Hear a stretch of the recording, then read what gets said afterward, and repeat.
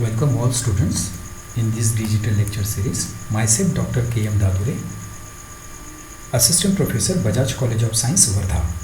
Today I am going to deliver a topic, hard and soft acid and bases. So before we going to discuss the topic HSAB, let's see some content of this topic. So we will start with the introductions, then after we will see the classifications, then some theoretical base of hardness and softness. So very important Pearson HSAB concepts. Then after we will see some strength related to the hardness and softness, and at the end applications and their some limitations. So let's start with the introductions. So students, before we going to start the introductions of this HSAB concepts, we try to recalling some previous theory of acid and bases. And student, we all know that there are the various theories have been developed for the acid and bases, and these theories include the Arrhenius, Lorry-Bronsted, then Levi's theories, then Lux and Float concepts. All these are basically the theories, and they given the information regarding the acids and bases according to their point of view. Okay, but amongst all the theory of acid and bases, the Levi's theory is the most acceptable theory, and that is describe acid and base in terms of the electron donating and accepting properties. And we all know that according to this Levi's theory, the reaction is between the acid and base, they result in the formation of coordinated bond. Okay, and as far as the coordination chemistry is concerned, students, we all know that in the coordination there is a metal and ligand interaction is taken place, and metal is actually the accepting the electron from the ligand, and ligand is donating the electron towards the metal. Okay, then this is actually the Levi's acid-base concept we observing in the complexation also. However, the relative strength of the acid and then base cannot be explained on the basis of the Levi's theory, and that is the reason the Levi's concept is failed to provide a definite uniform scale to measure the relative strength of acid and bases. So Levi's definition is recognizes the acid and base in the terms of their ability to accept or donate the electron pair. Okay, this is the very important point. And the strength of an acid or base they can determine by the various nature of the reactions involved in the particular electronic transfer process. And on the basis of this phenomenological criteria suggested by the Levi's, so one may predict that the displacement titration can be made the basis for much determinations, and on that basis we can determine the strength. And this is actually the some related examples, some variable which we can see in these reactions. So here A plus A dash B is react together, and AB plus A dash is formed.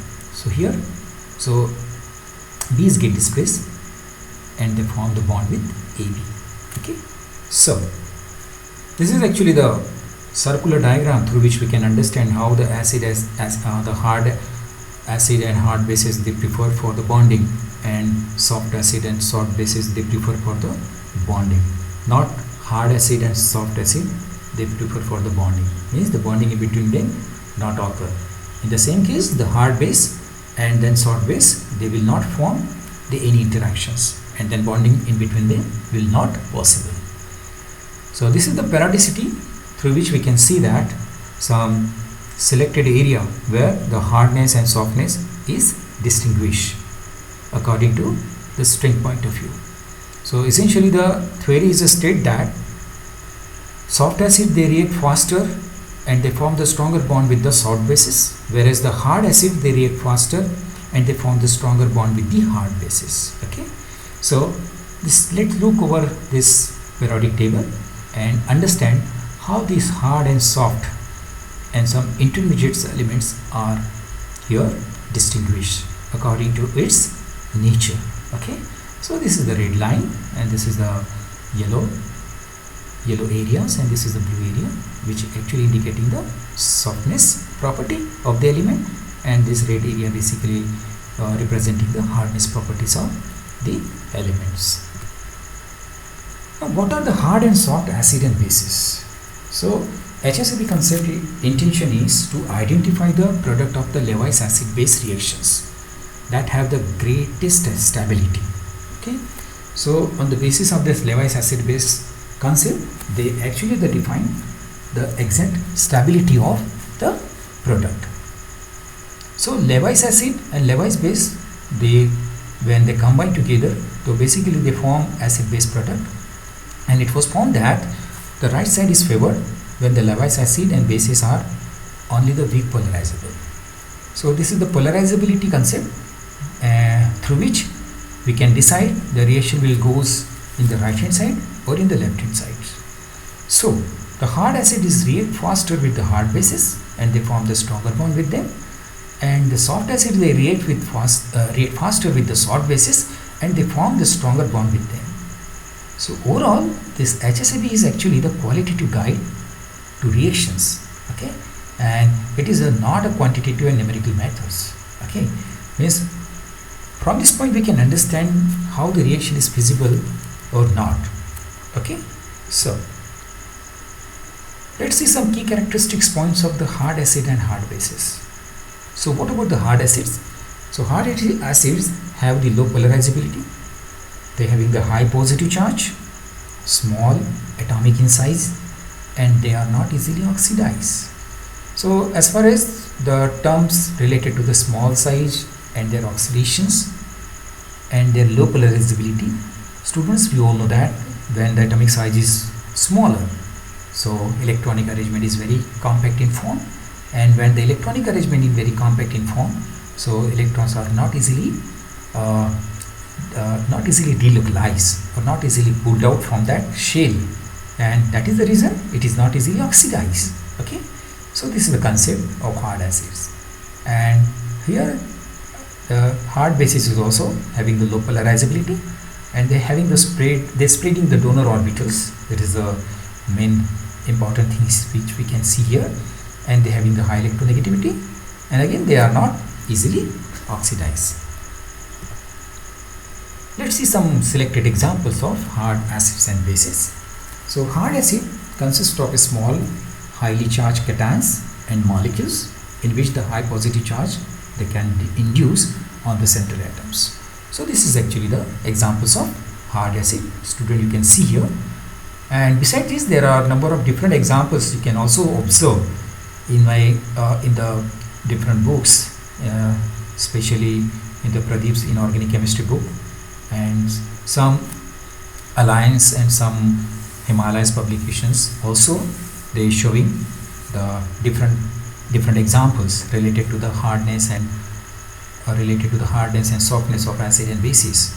So this is the example of hard bases, where we can see that the hard bases basically react more readily and they form a stable compound and complexes with hard acids. Let's see what about the soft acid and soft bases. The soft acid consisting of the large low charge cations. Okay, they are consisting of the large low charge cations and molecule with relatively the high energy occupied molecular orbitals. Okay, they are basically having the highest energy occupied molecular orbitals, and that is actually the property of soft acids, and they are very easily and readily polarizable. So example is, this is the cesium, copper, orium, platinum, mercury. So these are the examples of soft acids. What about the soft bases? Okay, so soft bases they react more readily and they form the stable compounds and complexes with soft acids. So these are the actual properties, and these are actually the examples of soft bases. Let's focus on the polarizability concepts. So by just taking the example of this ammonia molecule, we will see how the polarization is taken place. So here we can see that the nitrogen having the bonding with hydrogens, 3 hydrogens, and we all know that both are the electronegative element, but nitrogen is comparatively the more electronegative element, and which having the one extra lone pair over there. So due to this electronegative nature, so the nitrogen will attract the electron of the hydrogen towards itself, and during this process and phenomenon, So the bonding in between the nitrogen and hydrogen is become polar, and the partial charges are developed over nitrogen and hydrogens, and polarization is taken place. Okay, so this is actually the chart, and this is table where we can see the different examples and classifications of the base as far as their hardness and softness, and some related base which is also present in between the hard and soft, in between the hard and soft borderline. Okay, and that is why they are called as the borderline bases. So all these are the bases which is present in between this hard and soft.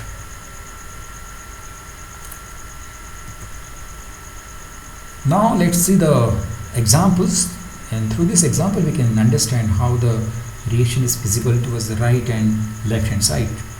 So the listing of the hard and soft acids and bases are basically the result of observing the preferences or the reactions to go to the right or to the left. So we can see here the example. In this we can see the B may be classified as a hard or soft based. Okay, this B is actually the category of classified as the hard or soft based on this equilibrium, and we can see there is a competition here in between this H plus and this CH3 Hg plus ions. So if the B is actually the soft, so reaction is dominating towards the right hand side, and if this B is hard, so reaction is basically the dominating towards the left hand side. So this B, nature of this B will decide the which direction the reaction will proceed, in the right hand side or in the left hand side, and that is actually the concept of this hardness and softness as far as the feasibility of the reaction is concerned. Students, these are some selected references, and some more references you can also find out from the net.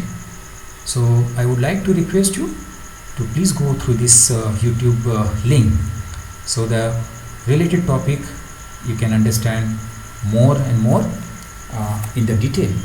So I would request to all students, so please follow this link and read and listen carefully. So thank you students. In the next class we will see some more topic related to this HSAB concept. So thank you very much.